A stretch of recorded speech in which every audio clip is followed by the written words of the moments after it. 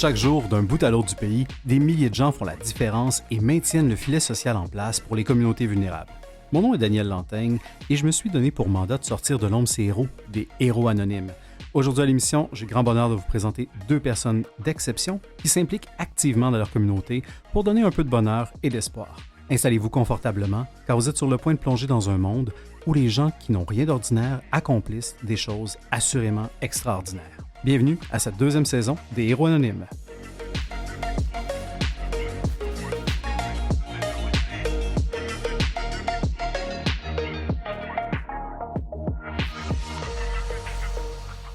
Alors, bienvenue à cette deuxième saison des Héros Anonymes. Vous le savez, c'est pas la première fois qu'on le fait cette saison. On avait l'envie un peu folle, de vous présenter non pas seulement des organismes qui sont extraordinaires, mais aussi des gens qui sont tout aussi exceptionnels et qui travaillent bien souvent dans l'ombre et qui méritent, entre vous et moi, un peu plus de lumière, certainement. Et c'est un grand plaisir pour moi de recevoir en studio, à l'autre bout du fil, Éric Marquis. Bonjour, Éric.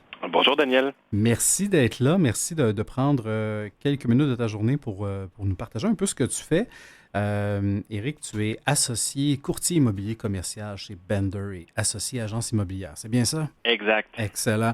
On ne va pas parler beaucoup d'immobilier si ça ne te dérange pas aujourd'hui. Il n'y a pas de problème. Même si c'est un sujet là, qui est fort passionnant. Mais moi, j'ai eu le plaisir de te connaître dans le cadre d'un événement qui est un événement des jeunes philanthropes de Québec.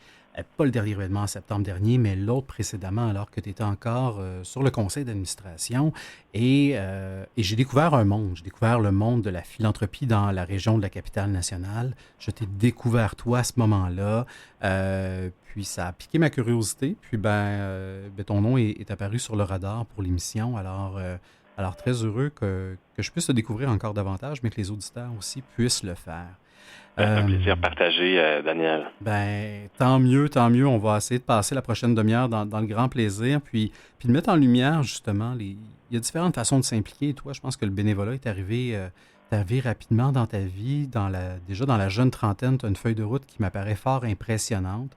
Comme je disais, tu as été administrateur aux Jeunes Philanthropes de Québec, qui a tenu son plus récent événement en septembre dernier. Déjà, on peut peut-être mettre la table.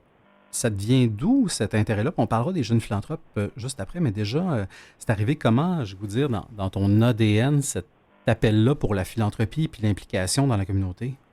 Ça commence tôt et je dirais que ça commence pas directement, ça s'est fait un peu par la bande. Dans le sens où, quand j'étais un petit peu plus jeune, mes parents faisaient partie d'un organisme qui s'appelait le Club de Richelieu, dans le coin de Lac-Mégantic, là où j'ai grandi. Et j'ai vu mes parents un petit peu s'impliquer dans ce groupe-là, organiser en fait là, des événements pour ramasser des sous pour permettre aux jeunes, entre autres, là, de jouer au soccer. Et moi j'y jouais également. J'ai commencé à jouer et à coacher aussi des plus jeunes. Puis de fil en aiguille, on a de l'intérêt pour dire, écoute, c'est le fun de redonner au suivant, de rencontrer des nouvelles personnes. Et puis, dans les associations étudiantes par la suite, au niveau du cégep, au niveau de l'université. Donc, j'ai toujours été impliqué là, dans ces années-là. Et puis, ça m'est apparu quand j'ai fait une rencontre là, dans un événement de réseautage plus de type professionnel, mais il y a quelqu'un qui cherchait une paire de bras carrément pour venir participer à un événement des jeunes philanthropes. Puis j'ai dit, écoute, moi, j'ai rien de prévu cette journée-là. Alors, ça va me faire plaisir de venir t'aider pour l'événement. Puis j'ai tellement passé une belle soirée que je me suis dit, mon Dieu, j'ai envie de faire plus. Et j'ai été en mesure là, d'être sur le comité d'organisation des événements. Ensuite de ça, pendant environ 1 an et demi, 2 ans. Puis on m'a demandé également par la suite de poursuivre mon implication plus au niveau stratégique sur le conseil d'administration.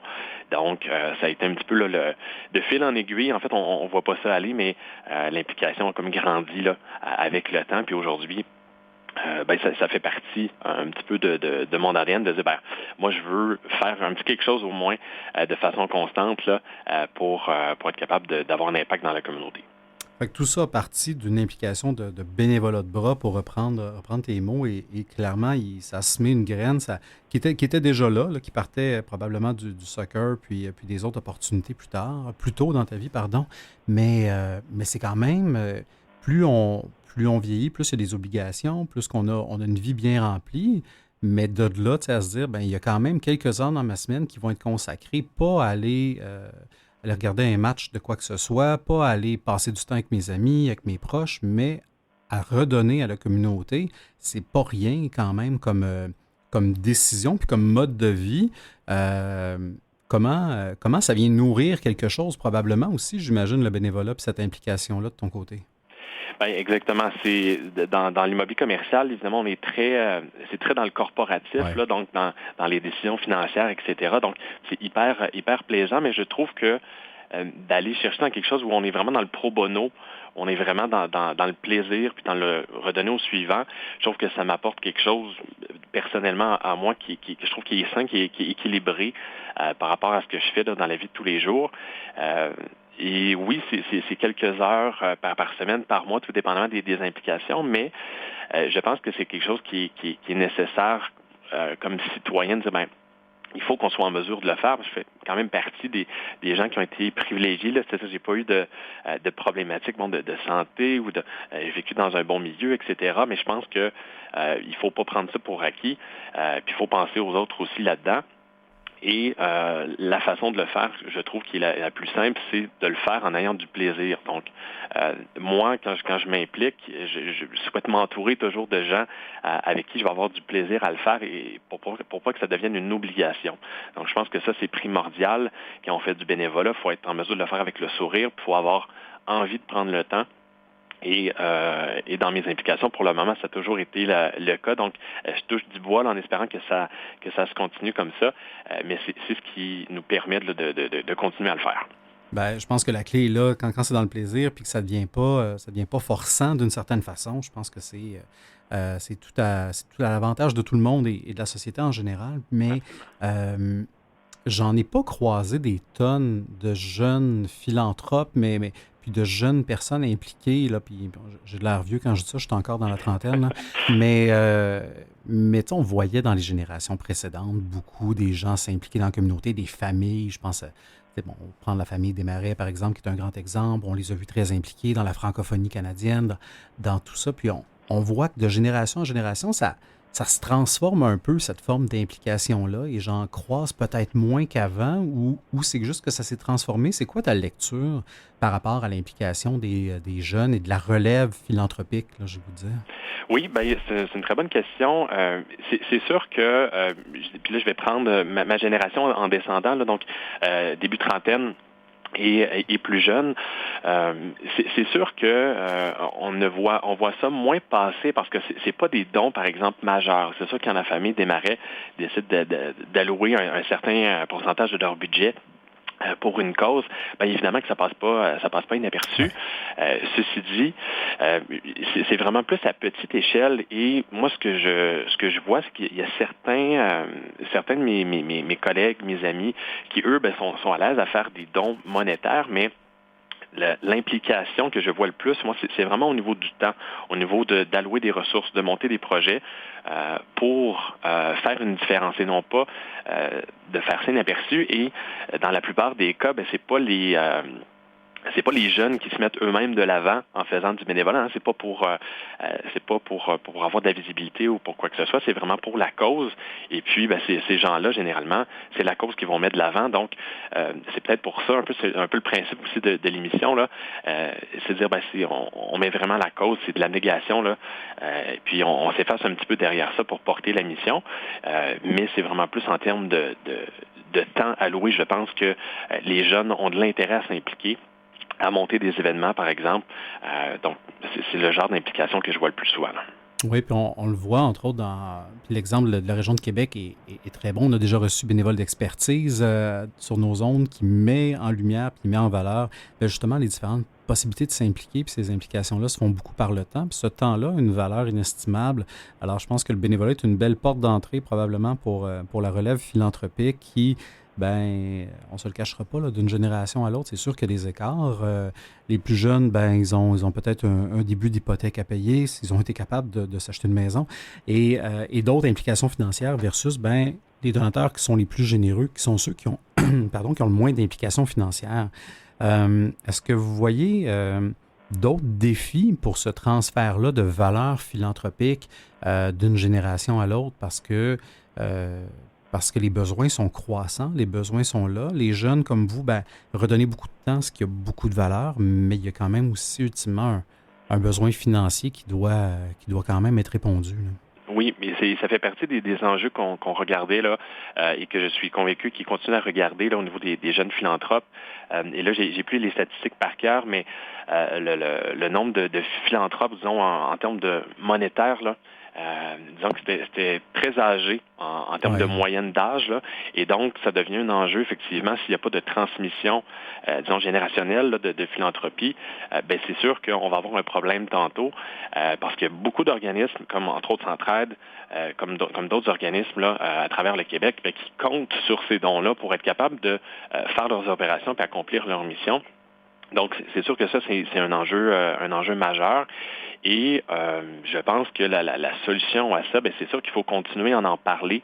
Il faut continuer à miser sur l'éducation, parce que la philanthropie, je suis convaincu que la majorité de la population est plus ou moins capable d'expliquer le terme ou de le comprendre. Les gens pensent que c'est souvent un don d'argent seulement, alors qu'il n'y a pas seulement cette facette-là. Fait que je pense qu'il faut continuer à en parler, puis il faut démocratiser le tout, la rendre accessible. Puis c'est ça qui va être la recette pour que les jeunes se sentent impliqués là-dedans, puis qu'ils soient capables d'aider à leur façon. Mais je suis quand même optimiste là, pour l'avenir, mais c'est juste qu'il faut garder le cap, là. Oui, tout à fait. Puis la philanthropie, on parle souvent en anglais du principe des 3 T, là, time, treasure and talent. Donc, on remet du temps, on remet de l'argent, puis on peut remettre aussi de l'implication d'expertise. Et votre implication que vous aviez avec les jeunes philanthropes de Québec, la mission, là, c'est d'offrir à la jeunesse des événements accessibles pour évidemment les sensibiliser aux enjeux de la région. Je pense que le dernier événement, entre autres, était au profit de Moisson Québec. Puis on va en reparler dans quelques instants, mais les jeunes philanthropes de Québec, ça contribue aussi, je pense, dans une certaine mesure, à créer cette culture philanthropique-là auprès des jeunes, puis probablement que c'est un premier pas dans cette direction-là.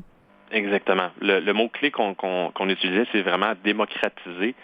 Donc, et ça passe par rendre accessible. Donc, on voulait que, oui, la jeunesse d'affaires, mais la jeunesse au sens large puisse participer à des événements qui en retirent du plaisir. On en parlait tout à l'heure. Donc, qu'il y a du plaisir à cet événement-là. On les mettait en contact avec différentes causes, là, dont Moisson Québec, Autisme Québec également. Il y avait plusieurs causes là, qui étaient parrainées par cet organisme-là à chacun des événements. Et ça fait en sorte que non seulement on sensibilise à la cause qu'on supporte, mais aussi c'est qu'on rend accessible le geste philanthropique. Donc, d'acheter un billet pour un événement qui va coûter, je donne un exemple, $100 pour le billet, la personne qui est pas conscientisée nécessairement au niveau de la philanthropie va quand même y retirer sa plus-value, même si au départ, il connaît rien de la cause, puis il sait pas que c'est un événement philanthropique. Donc, en étant sur place, nous, on est capable de les sensibiliser à coup de quelques centaines d'invités à la fois, puis par la suite, là, eux, leur donner le goût de s'impliquer, que ce soit avec la cause qu'on met en lumière ou avec une autre. L'important, c'est juste qu'ils soient sensibilisés à ça, qui participent à d'autres événements de ce genre-là ou qui eux-mêmes décident de dire, je vais partir une initiative ou je vais m'impliquer comme bénévole dans une autre cause. Certainement, et c'est une mission qui est très, très noble et très louable. Éric Marquis, si vous voulez bien, on va prendre une courte pause et justement, dans cette pause-là, on va en entendre un peu plus sur Moisson Québec, qui est un organisme, là, je pense, auquel vous venez de vous joindre comme jeune ambassadeur. On va en parler tout de suite après, si vous voulez bien, alors restez à l'écoute. La semaine de la solidarité nous ramène aux valeurs profondes qui animent notre société. Cette année, nous voulons mettre les bouchées doubles pour lutter contre l'insécurité alimentaire. En faisant le tour du Québec au cours des derniers mois, j'ai bien vu à quel point les besoins sont importants. Pour de nombreuses personnes, se nourrir est un défi constant. Agir pour les soutenir, c'est une belle façon de montrer notre solidarité au cours de cette semaine et tout au long de l'année. En cette semaine dédiée à l'entraide, je nous invite à manifester notre solidarité en donnant généreusement aux banques alimentaires. Se nourrir chaque jour de l'année représente un défi pour de nombreuses personnes au Québec. Si on veut une société qui avance, une société qui est plus juste, il faut être solidaire. Notre vaste réseau d'entraide est engagé dans l'aide alimentaire. Chaque mois, nous récupérons et distribuons des tonnes de nourriture pour les gens dans le besoin partout au Québec. L'alimentation, c'est la base. C'est la base. Si tu peux pas manger, tu peux pas faire tes choses. Tu peux pas aller à l'école, tu peux pas être concentré, tu peux pas te trouver un emploi puis être performant. Chaque mois, les banques alimentaires du Québec offrent 1 189 000 repas, 590 000 collations et 493 000 paniers de provisions. S'impliquer, c'est toutes les raisons du monde. C'est comme choisir un quartier pour aller habiter.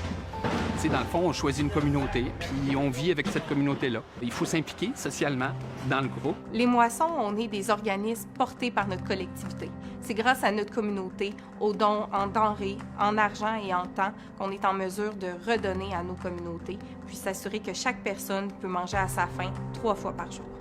Moi, je suis un bénévole régulier. Je suis 3 jours semaine. Les organismes ont besoin beaucoup d'aide, beaucoup de nourriture pour les gens. Puis ça varie maintenant aussi beaucoup les jeunes et les 20 personnes âgées. La solidarité sociale et alimentaire, c'est une force humaine. C'est à tous les jours des gens qui viennent cuisiner avec cœur et entrain dans notre cuisine de production, qui vont produire 130 repas par jour, puis qui vont le faire en riant.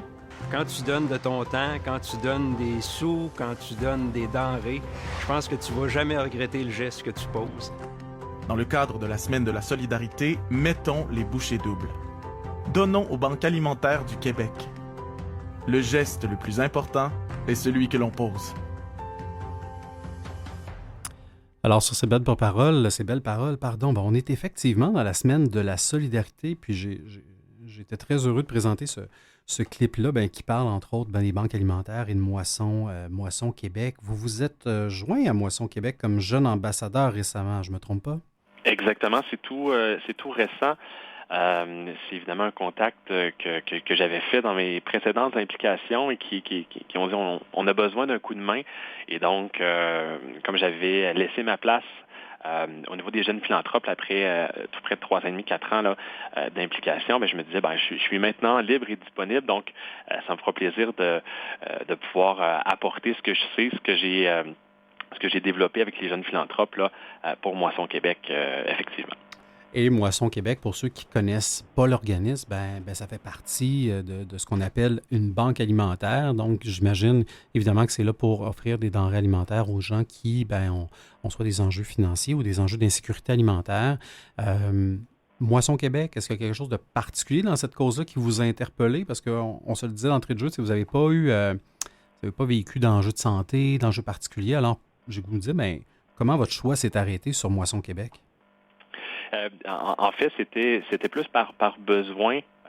Puis ils ont levé la main, puis je connaissais évidemment déjà l'organisme, mais en discutant avec Elisabeth qui travaille chez Moisson Québec, elle me parlait un petit peu de la cause, puis de qu'est-ce qu'ils font. C'est relativement un petit organisme.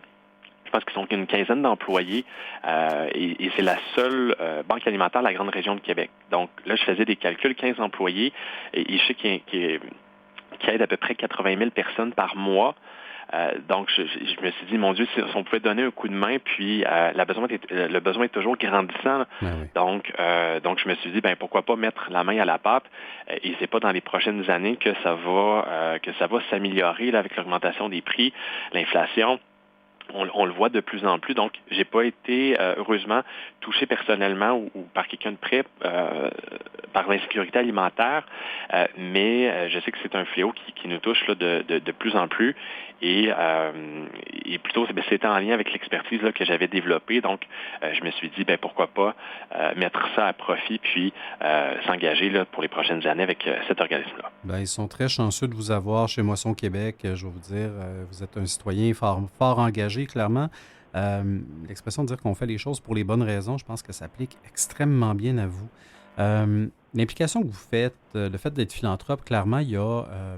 comment je dirais ça? Il y a un retour du balancier. Ce retour-là, il est plus dans le ressenti, il est plus dans le côté moral des choses. Mais c'est quoi le bonheur? Qu'est-ce que vous ressentez? Puis qu'est-ce que ça vous donne, je vais vous dire, sur une base très, très personnelle, de vous impliquer comme ça dans la communauté? Moi, j'ai toujours vu la philanthropie comme un geste égoïste à la base, dans le sens où la satisfaction personnelle qu'on en retire de donner, il faut le faire là, pour le comprendre. C'est un acte qui est vraiment pur, je trouve, que de dire regarde, je vais donner mon temps, ou je vais donner des sous.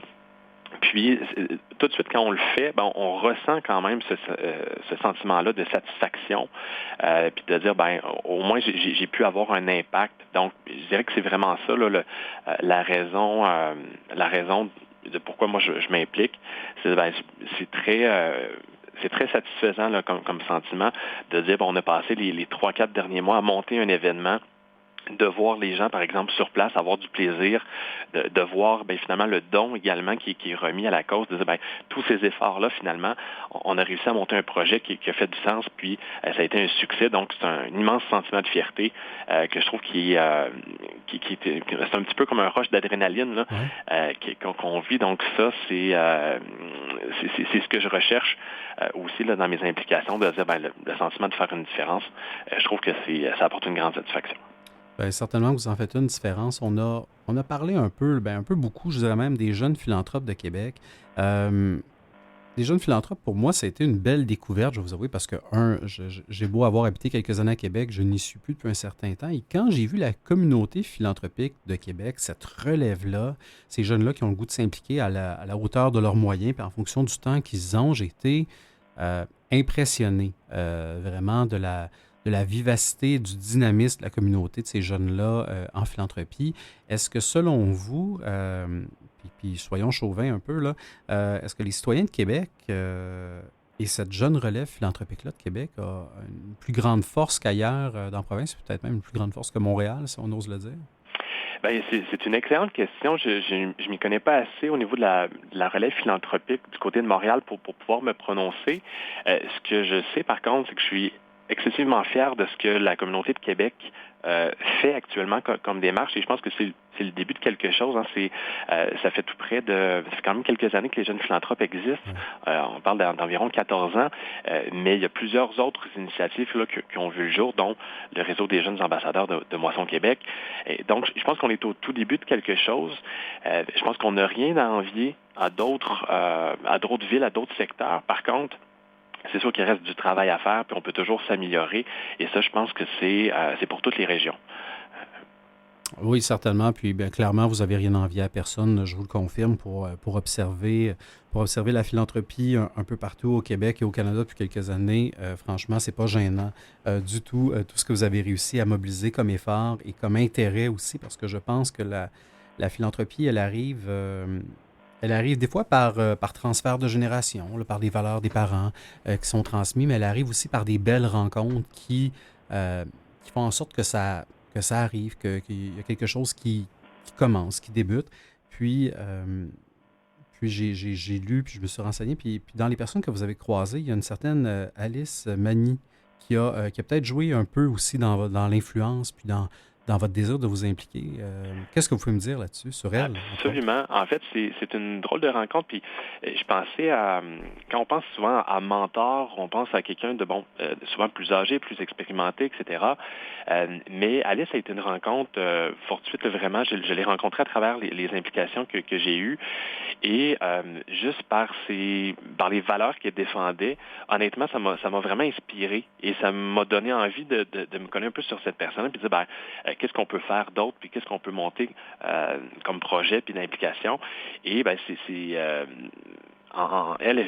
sait faire bien les choses, là, donc j'ai eu envie de m'impliquer avec elle, puis de dire, on part, puis on a fait quelques années ensemble là, avec les jeunes philanthropes. Donc, c'est elle, entre autres, qui m'a donné envie là, de mettre la philanthropie un petit peu dans mon quotidien, puis d'avoir une implication constante là, à travers les années. Ben, tant mieux, c'est des belles rencontres qui font des petits. Ces petits-là peuvent avoir un grand impact. Puis je pense que c'est ce qu'il faut retenir, entre autres, ce que je retiens de notre échange, c'est oui, il y a les dons astronomiques là, qu'on voit passer là, lorsqu'on ouvre le journal, puis qui font évidemment la différence. Là.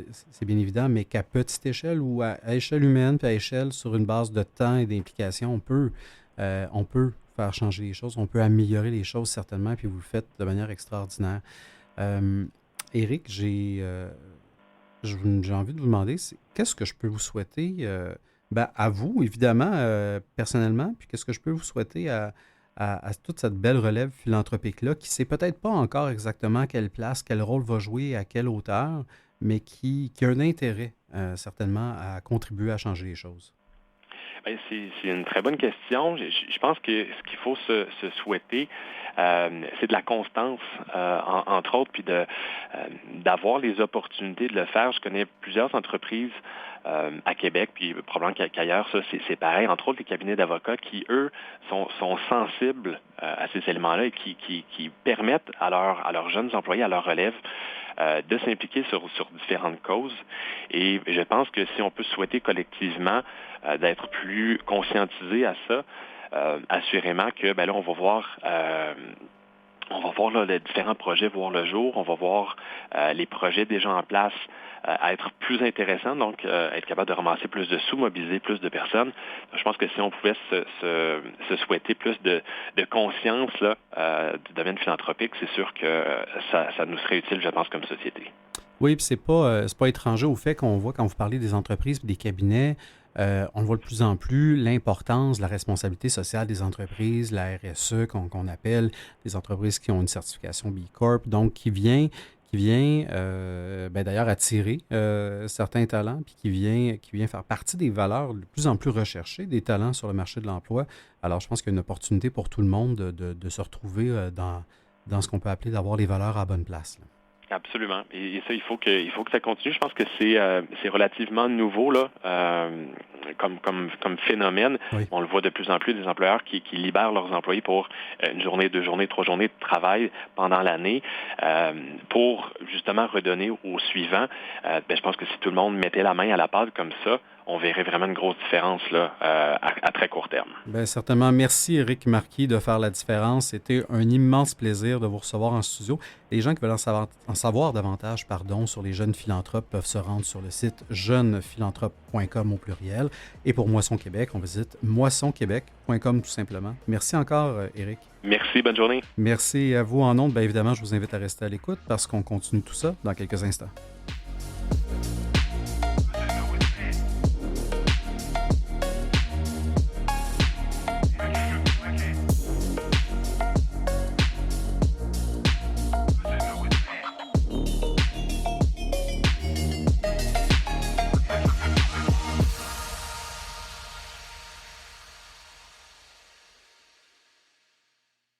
Vous écoutez Les Héros Anonymes avec Daniel Lantaigne.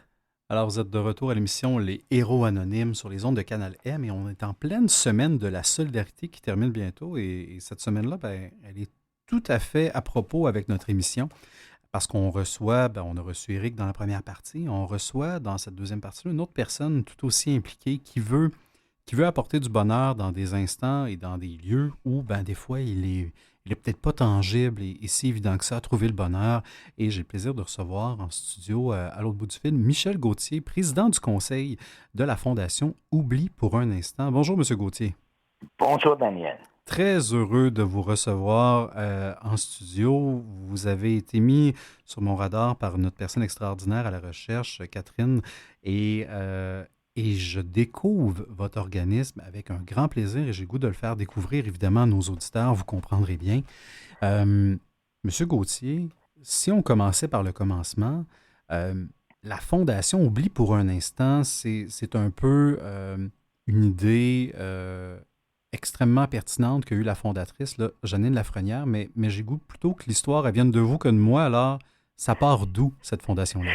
Bon, alors merci de nous permettre de partager justement l'information au sujet de notre fondation. Alors, cette fondation vient, comme vous avez dit, de notre fondatrice. L'idée, c'est de Janine Lafrenière, qui a eu le cancer. OK? Et à un moment donné, elle a passé beaucoup de temps dans les hôpitaux pour les traitements. Oui. Et c'était pas toujours OK. Et dans sa tête, elle s'est dit, si je survis à ce cancer-là, je voudrais me donner comme mission d'amener la nature à l'intérieur des centres de santé et des institutions de santé et de soins de longue durée. Et parce que pendant ces traitements, ce qu'elle faisait des fois, c'est qu'elle sortait pour aller au jardin et recommuniquer avec les plantes et la nature.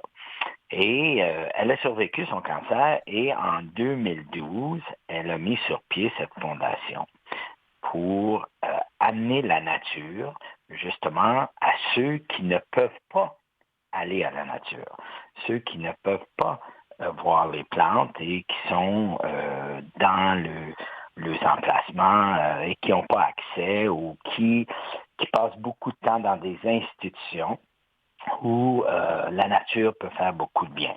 Alors, c'est Janine qui a eu cette idée-là et c'est elle qui a créé cette fondation-là.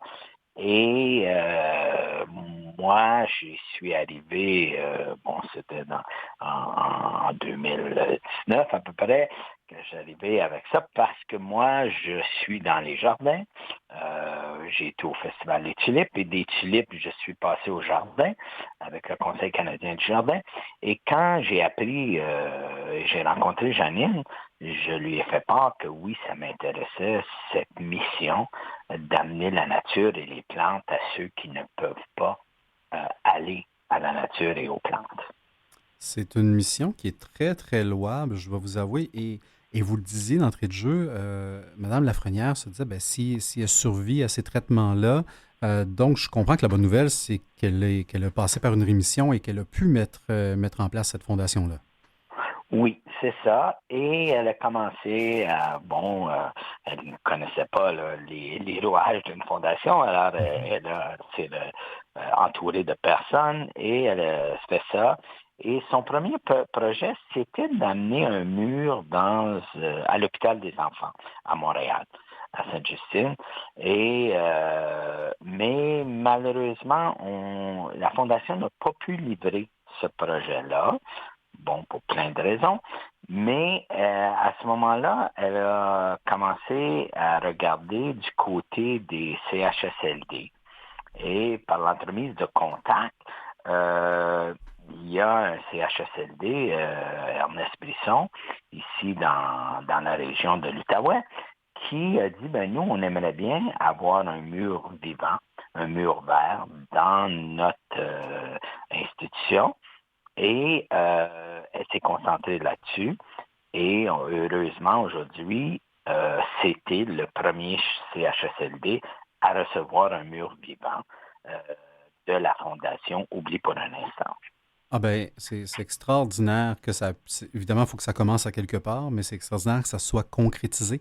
Monsieur Gauthier, vous et moi, parce que, vous connaissez bien votre organisme et je me suis renseigné, pour moi, je sais de quoi on parle lorsqu'on parle d'un mur ou d'un mur vivant. Pour les gens qui nous écoutent, puis évidemment, si on était à la télé, on montrerait une photo, ça serait clair. Pouvez-vous me décrire un peu, c'est quoi ce type de mur-là?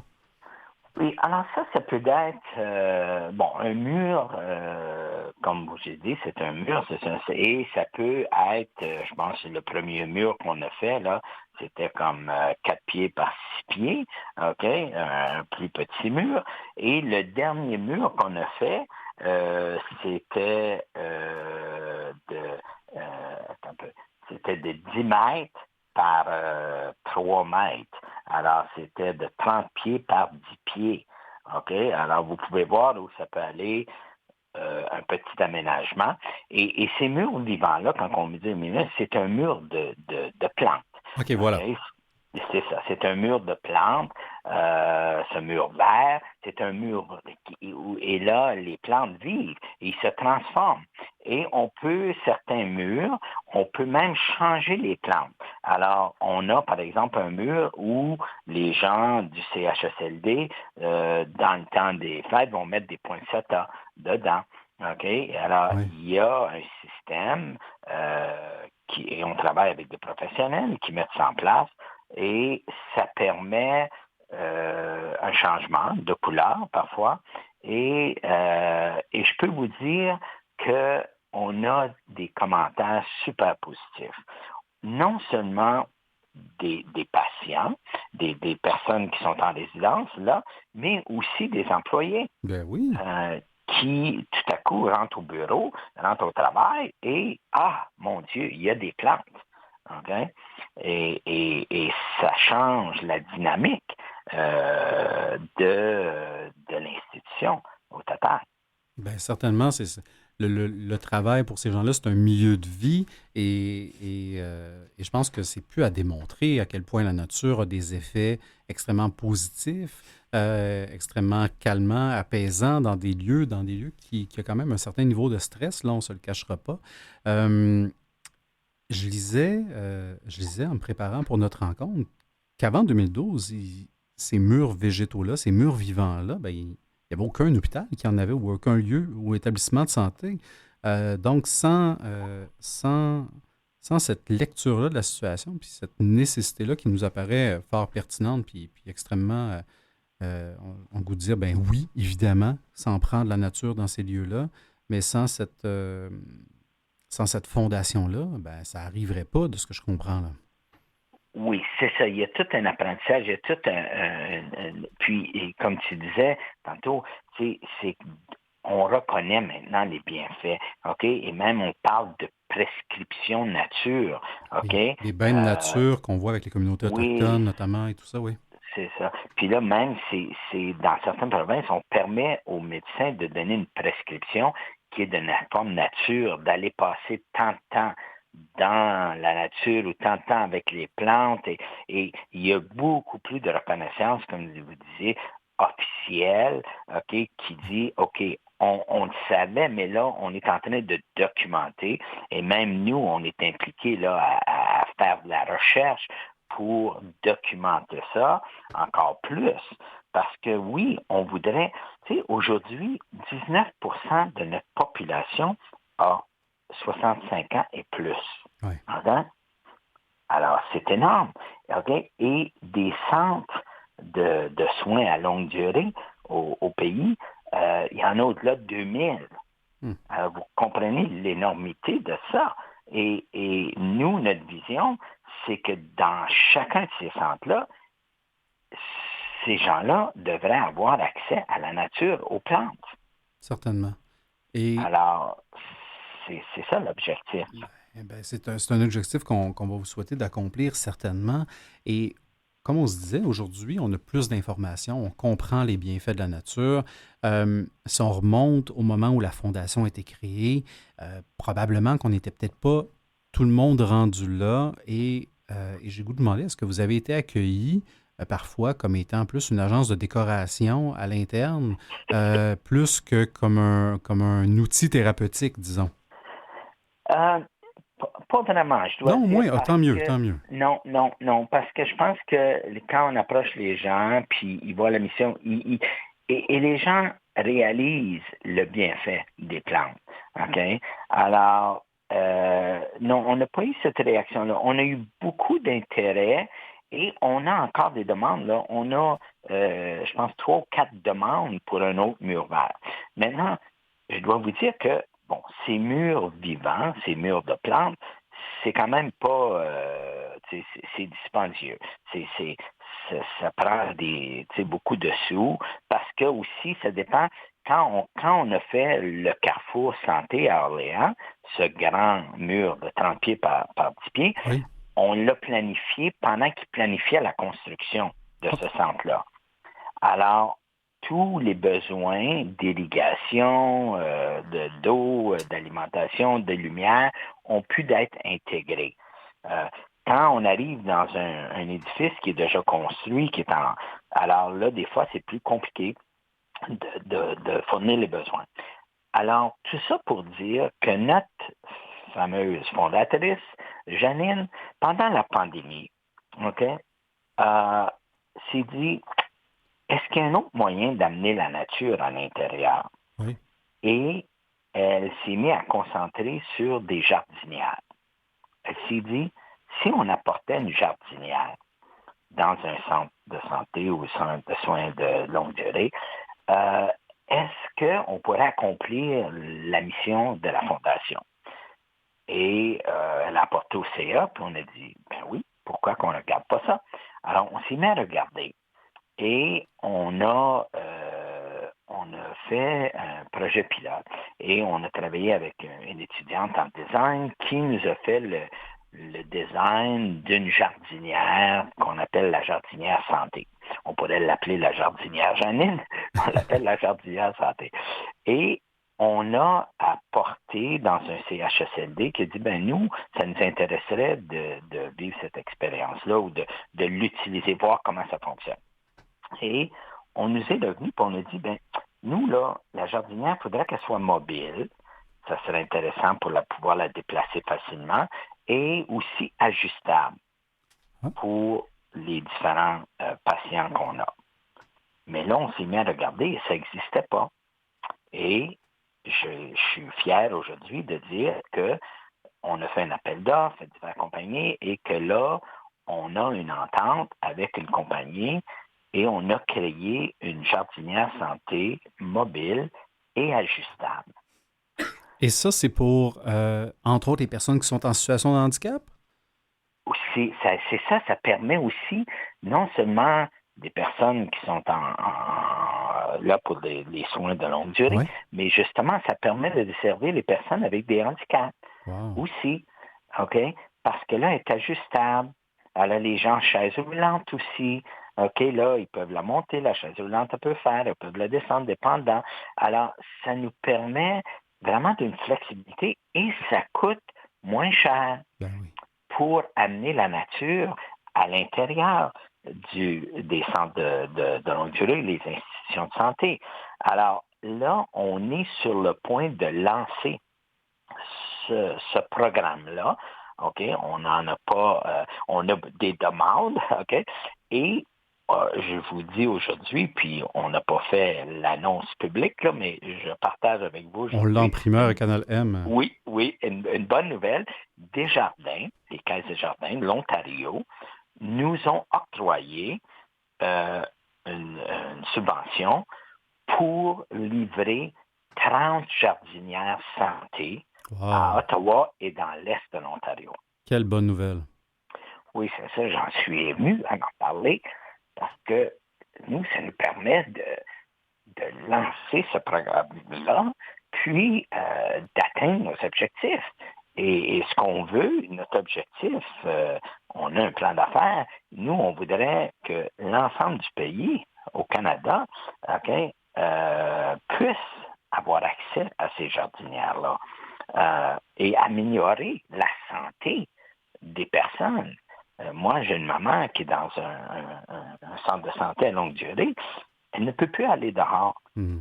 Mais les gens qui sont là, très souvent, c'est des gens qui ont jardiné. Parce qu'on sait, le jardin, c'est une activité. C'est pour cette clientèle-là, pour ces gens-là. Et de pouvoir, maintenant, avec la jardinière, ils vont pouvoir toucher aux plantes. On a fait des expériences déjà dans des centres, des CHSLD, et la joie des gens de pouvoir mettre les mains dans la terre et de toucher les plantes, c'est wow! Ça doit être thérapeutique, j'ose pas imaginer. Monsieur Gauthier, on va poursuivre cet échange-là dans quelques instants, si vous voulez bien, parce que je trouve ça fascinant et très, très, très, je suis très heureux également comme vous. Pour cette nouvelle-là de Desjardins, moi je vous souhaite, évidemment, vous vous sentez bien d'accomplir votre objectif, votre cible, votre mission en permettant que la nature soit dans tous ces lieux-là. On continue cet échange-là dans quelques instants, si vous voulez bien. Restez en ondes.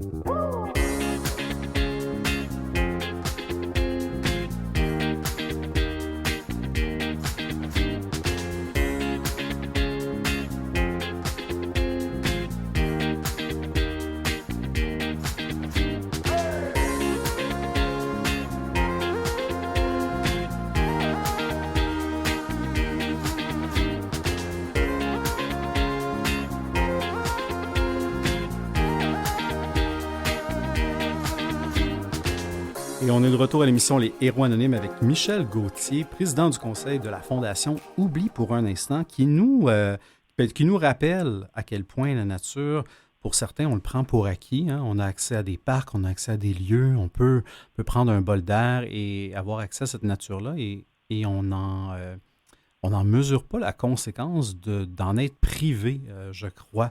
Et bien évidemment, quand on rentre dans un établissement de santé, dans un centre de soins de longue durée, comme vous me parliez, M. Gauthier, de votre mère là, qui est là en ce moment, c'est peut-être là qu'on réalise à quel point ça nous manque et que ça crée un vide. Hein?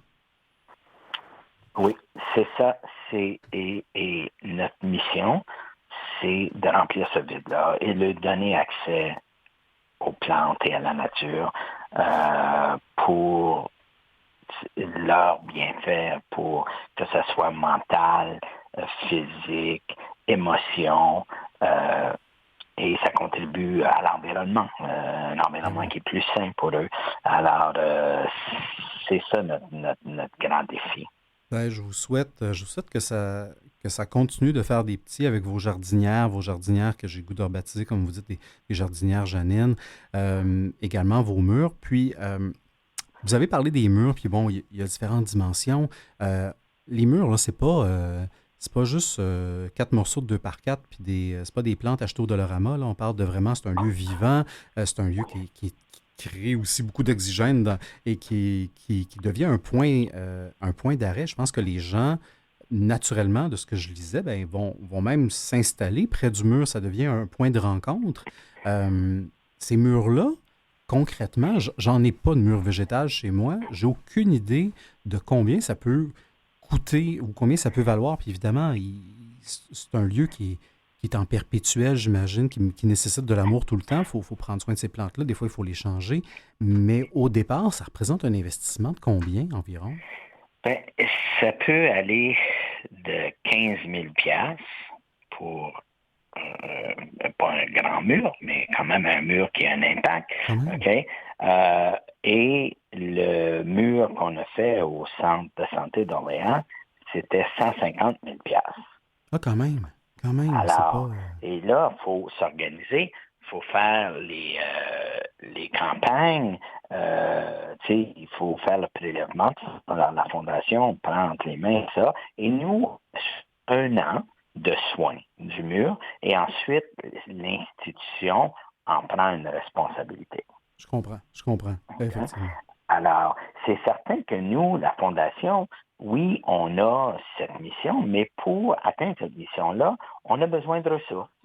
Alors, on fait des activités de prélèvement de fonds et quand on s'engage à un mur, à ce moment-là, on fait une campagne sur ce mur-là spécifiquement et dans la communauté ou auprès des gens qui vont bénéficier pour un mur spécifique. Mais aussi, on est toujours là, on accepte toujours des gens de faire un don et là, même ce qu'on disait,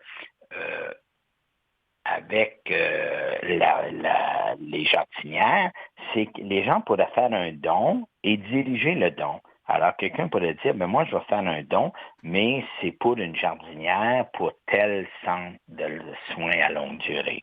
OK? Alors, dans le cas d'un mur, c'était un peu plus élevé, mais dans le cas d'une jardinière, ça va être plus c'est plus facile, plus d'accès. Et nous, à ce moment-là, on peut remettre un reçu d'impôt à la personne qui fait le don et on peut diriger la jardinière où ils veulent la diriger. Oui, puis la jardinière, elle amène plein de bienfaits. Vous parliez, de l'accessibilité de la jardinière, donc les personnes qui soient en situation de handicap ou des fois tout simplement là, une question de hauteur et d'accès, mais en plus, la jardinière a un aspect très thérapeutique. Là. Le mur végétal, on ne souhaite pas nécessairement que les gens se mettent les 2 mains dedans nécessairement. La jardinière, c'est un peu plus l'objectif. Là. Donc, c'est vraiment ce retour-là à la terre. Puis il y a un aspect vraiment, on l'a dit, mais très thérapeutique. Donc, ça peut même être un outil d'intervention pour les gens dans ces centres-là. Là. Oui, c'est ça. Puis c'est ce que parce que dans ces centres-là, il y a une coordinatrice ou un coordinateur d'activité et d'animation. Et c'est ce qu'on nous dit, ça devient une activité très intéressante. Et les expériences qu'on a faites, on a reçu des commentaires très positifs déjà. OK? Alors, et on a travaillé avec certains nombres de CHSLD parce qu'il faut quand même, s'assurer de remplir tous les critères. Parce que dans un centre de santé, encore, il y a des critères. On ne peut pas juste apporter ce qu'on veut, surtout que si les gens y ont accès, alors il y a un point de vue de sécurité, il y a un point de vue de santé et tout ça. Ça fait qu'on a fait les expériences. On a maintenant un sceau d'approbation. Alors, on se sent confortable d'amener ces jardinières-là. Et le fait qu'ils sont mobiles, ils peuvent être déplacés, comme quelqu'un me disait, pendant telle saison, on les aura ici, mais dans une autre saison, l'éclairage est mieux là-bas. On va pouvoir les déplacer facilement. Oui. Alors, ça permet cette mobilité-là. Dans le cas du mur, il est statique. Oui. Mais vous mentionnez tantôt, c'est certain que dans beaucoup d'institutions, on organise des activités près du mur. On amène les gens au mur. OK? Parce que, et même il y a une dame qui nous a écrit que quand elle visitait sa maman, la première demande de sa maman, c'est qu'elle voulait aller voir le mur. Ah. Et rendue au mur, elle était très émotionnelle parce que ça lui rappelait plein de sa vie. Et la dame nous a écrit pour nous dire merci parce que ma mère, ce mur-là, ça veut dire tellement pour elle. Alors, c'est ce genre de témoignage-là qui dit, je pense qu'on est sur la bonne voie. Oui, si les gens prennent le temps de vous écrire puis de vous transmettre ce qu'ils ont vécu ou ce que leurs proches ont vécu, c'est clairement, ça fait toute la différence, là. C'est ça. Alors, on a beaucoup de travail à faire. Présentement, on est un conseil d'administration de bénévoles, OK? Et là, on réalise qu'avec... Et avant ça, on faisait un mur. On s'engageait à un mur, on faisait le mur, on terminait, puis on allait à un autre mur. Mais là, on réalise qu'avec les jardinières, oui, le potentiel est beaucoup plus, mais la tâche est beaucoup plus importante aussi, parce que on veut aussi créer une communauté. Tous ceux qui ont des jardinières, les centres de santé ou les centres de soins à longue durée, on veut créer une communauté qui peut partager les activités qu'ils font et les photos. Et on a travaillé avec le Jardin botanique de Montréal qui nous ont proposé quel genre de jardinière on pourrait avoir. Est-ce que c'est une jardinière axée sur la couleur? Est-ce que c'est une jardinière axée sur la senteur? Il y a des plantes qui ont un odorat. Est-ce que ça peut même être des légumes? OK? Alors, il y a différentes sortes de jardinières. Fait qu'on veut créer une communauté et animer cette communauté-là et la partager. Et pour faire, oui, on a besoin de mettre en place une équipe. Alors, ça aussi, c'est un objectif de la Fondation pour les mois à venir, c'est d'aller chercher des ressources pour pouvoir mettre en place une équipe qui peut s'assurer de la bonne mise en marche de notre programme de jardinière et des murs, parce qu'on veut continuer aussi à faire des murs. Parce que là, dans certains endroits, c'est la meilleure solution. Ben oui, puis avec toutes les constructions, je pense particulièrement au Québec, avec toutes les maisons des aînés, il y a des beaux arrimages qui peuvent se faire pendant que tout ça est en construction pour justement s'intégrer. En tout cas, je vous le souhaite, là. Oui, c'est ça. Puis, on le voit, là, les demandes continuent à rentrer parce que là, le mot se passe. Ben oui, avec raison. Alors, puis c'est ça que je disais au CA. J'ai dit, une fois qu'on annonce notre programme avec Desjardins officiellement, puis qu'on livre 30 jardinières, dites-vous que on peut s'attendre à avoir bien des demandes. Puis déjà, présentement, on a établi qu'on va donner une jardinière par centre ou institution.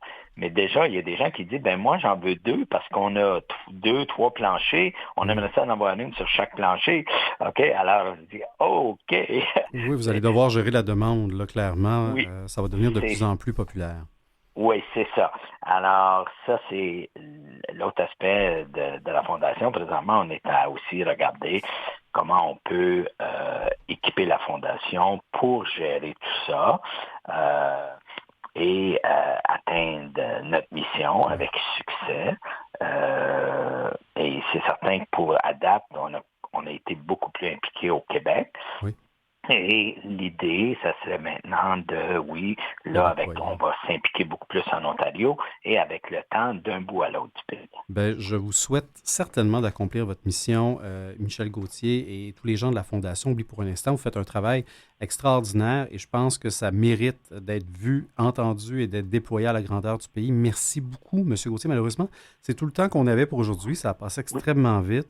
Et clairement, la nature a des bienfaits et même d'en parler, ça a des bienfaits. Oui, c'est bien. Puis j'invite les gens à visiter notre site web. Oublie pour un instant.org. Voilà. Oublie pour un instant. Puis si les gens ont des questions, s'ils veulent nous contacter, et oui, s'ils veulent faire un don, certainement. On est toujours ouvert à ça. Bien, l'appel est lancé. Merci beaucoup, M. Gauthier. C'est déjà tout pour aujourd'hui. Merci à nos précieux invités. Mathieu Tessier à la mise en onde, Catherine Bourderon à la recherche. Et vous qui êtes à l'écoute, on se donne assurément rendez-vous la semaine prochaine, même heure, même poste, alors que j'aurai toujours le plaisir de vous faire découvrir 2 autres héros anonymes. Bonne semaine.